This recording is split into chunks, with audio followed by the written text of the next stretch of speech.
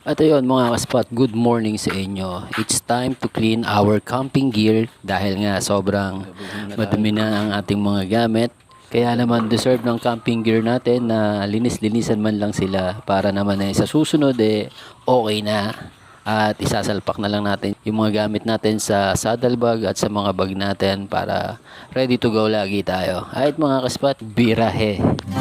I see nothing in your eyes. At ayun mga kaspot, linisin nga natin muna yung mga camping gear natin. Yan. Nalagyan natin ng tent. Bag, optional naman to. Pag ayaw ko dalhin to, pwede kong dalhin tong isa. Tapos yung saddle bag yan. So nakasampay na yung isa. Ayan, yung saddle bag natin. Sobrang antagal na kasi mula nung nagawa tong mga to. Hindi ko pa to nalalaban. Tsaka to.